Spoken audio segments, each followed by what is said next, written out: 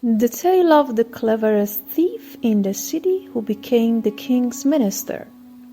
Once upon a time, in a small and bustling town, there lived a very clever and famous thief.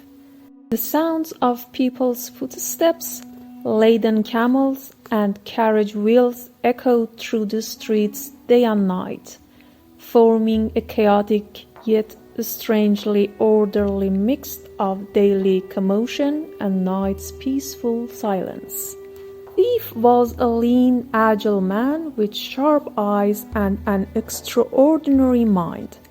He was not only a master of physical skills, but also unmatched in thought and planning. He noticed the slightest changes in others' behavior, even the trembling of a hand or a wandering glance, and in his mind he moved them like chess pieces, always staying several steps ahead of everyone else. One day the clever thief and his loyal friend, whose trust and empathy had defied danger countless times, decided to attempt a highly risky operation, breaking into the king's treasury to steal the hidden treasures. The night was dark and cold, and a gentle wind twisted between the sloping rooftops and clay tiles, as if whispering invisible warnings of danger to the thief. The rustling of leaves and straw under their feet blended with the absolute silence of the night, amplifying the tension and anticipation. With unimaginable precision, the thief grabbed his friend's hands and lowered him through a small hidden hole in the treasury. His heart beat steadily, yet no fear showed on his face. Inside the treasury, a few guards in heavy clothing with dim lanterns patrolled, their shadows dancing on the cold, damp walls.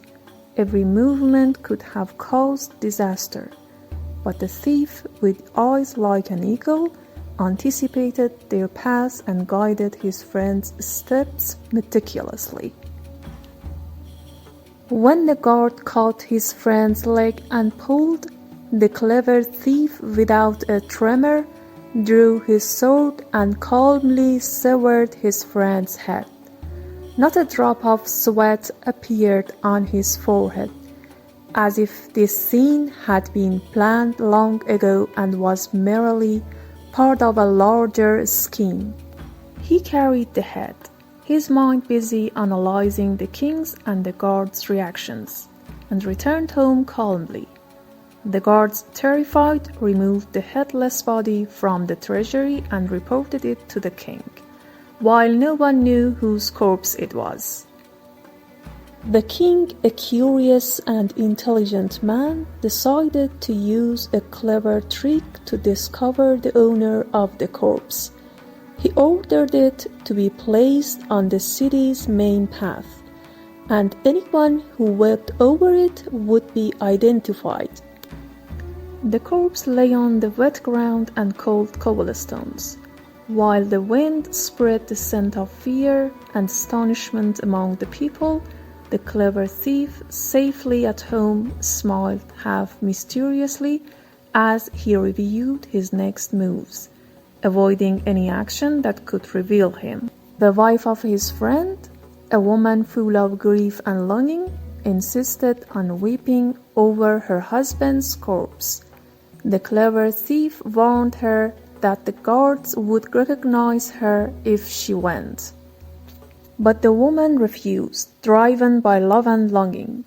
The thief devised a clever plan. She should carry a bowl of soup, break it near the corpse, and sob loudly.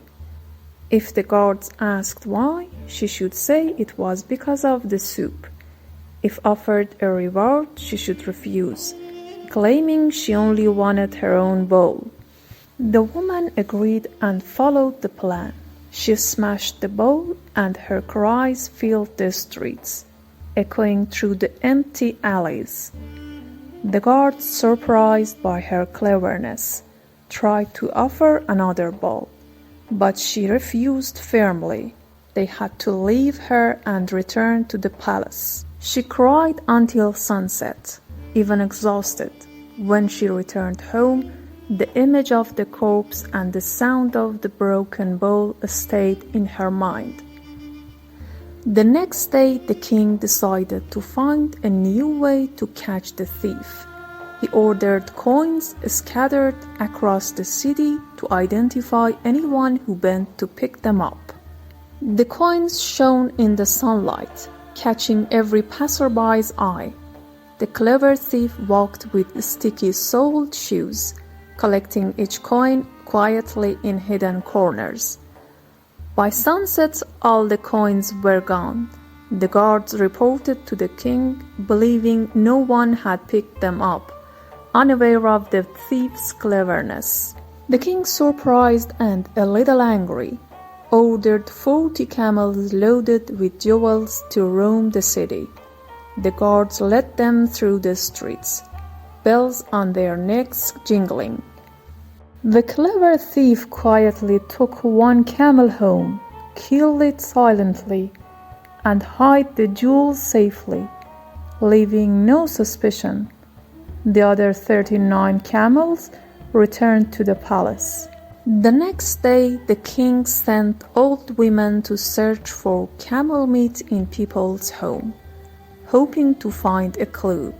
One delicate, kind-faced woman reached the thief's house. The thief's mother, a kind and simple woman, opened the door and kindly looked at the visitor.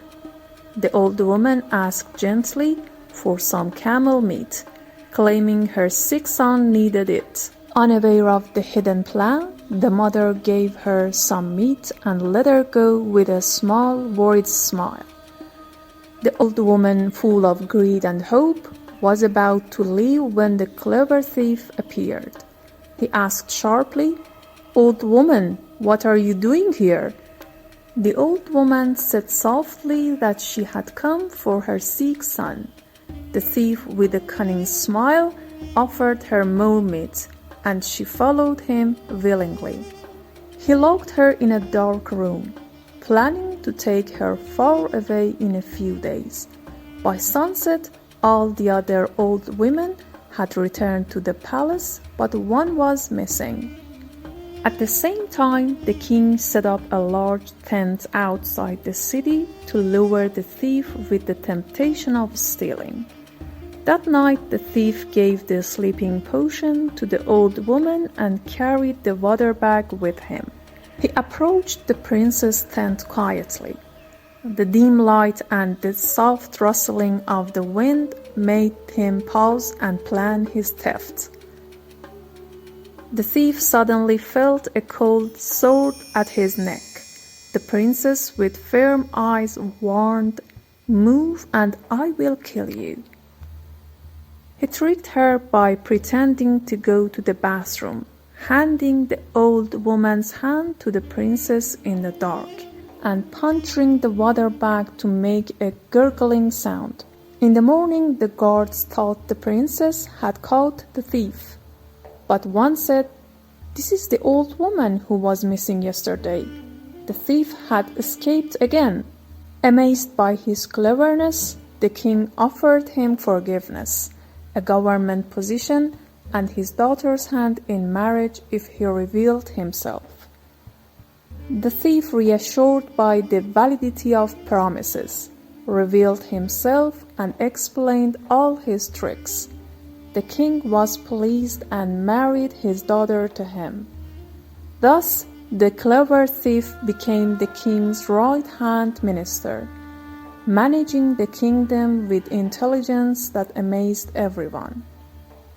Friends, thank you for following this story.